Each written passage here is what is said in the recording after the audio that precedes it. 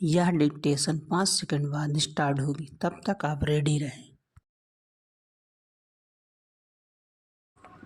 Ready start. Supreme court ने दिल्ली के मुख्यमंत्री और आम आदमी पार्टी के संयोजक अरविंद केजरीवाल को चुनाव प्रचार के लिए 23 दिनों की जो अंतरिम जमानत दी, उस पर सवाल उठने स्वाभाविक हैं। उन्हें जेल से बाहर आने की विशेष सुविधा केवल इसलिए दी गई ताकि वह चुनाव प्रचार कर सके। सुप्रीम कोर्ट ने केजरीवाल को जमानत देते हुए कुछ शर्तें लगाई हैं। वह मुख्यमंत्री कार्यालय और सचिवालय नहीं जा सकेंगे जिस मामले में जेल में है, उस पर कुछ नहीं बोलेंगे और गवाहों से संपर्क करने की कोशिश नहीं करेंगे। उन्हें चुनाव प्रचार खत्म होते ही फिर से जेल में लौटना होगा। इसका अर्थ तो यही है कि सुप्रीम कोर्ट उन पर लगे आरोपों को गंभीर मान रहा है या फिर फिलहाल उन्हें निर्दोष मानकर नहीं चल रहा है। सुप्रीम कोर्ट ने चाहे जिस आधार पर यह पाया हो कि केजरीवाल को चुनाव प्रचार की सुविधा मिलनी चाहिए, लेकिन क्या किसी नेता की ओर से चुनाव प्रचार करना मौलिक या संवैधानिक अधिकार है? यदि है तो क्या वह अन्य नेताओं और खासकर ऐसे नेताओं को भी मिलेगा जो अपने दल या संगठन के प्रमुख या वरिष्ठ नेता हैं? इसकी अनदेखी नहीं की जा सकती कि कई छोटे छोटे दलों के नेता दागी किस्म के हैं। क्या अब उन्हें वैसी ही सुविधा मिला करेगी जैसी केजरीवाल को मिली?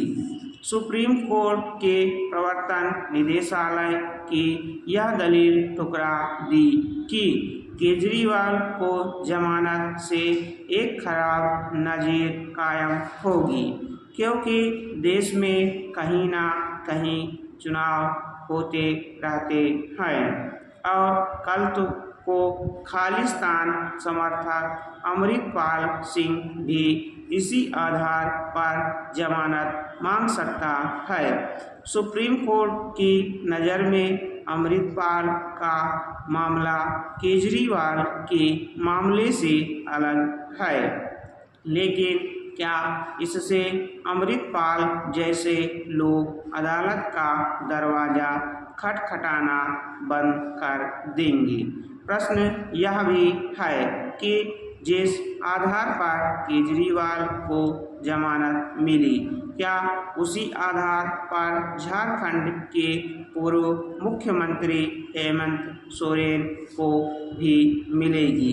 हाई कोर्ट की ओर से अपनी जमानत याचिका खारिज किए जाने पर वह सुप्रीम कोर्ट गए थे, जहां उनसे अगले सप्ताह आने को कहा गया।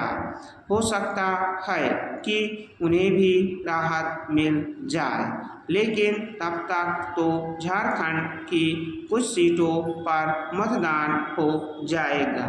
क्या उनका दोष यह है कि उन्होंने अपनी गिरफ्तारी के पहले त्यागपत्र दे दिया और जेल से सरकार चलाने की जिद नहीं पकड़ी? न्याय समानता के सिद्धांत की मांग करता है। केजरीवाल को मिली जमानत इसलिए भी सवाल खड़ा करने वाली है कि अतीत में कई प्रमुख नेताओं को चुनाव प्रचार के लिए जमानत नहीं मिली। इसकी भी अनदेखी नहीं की जा सकती कि केजरीवाल को चुनाव के मौके पर इसलिए जेल जाना पड़ा और शराब घोटाले में उनकी गिरफ्तारी पर सुनवाई इस कारण नहीं हो सकी क्योंकि वह कई महीनों तक प्रवर्तन निदेशालय के समन की अनदेखी करते रहे। स्टॉप।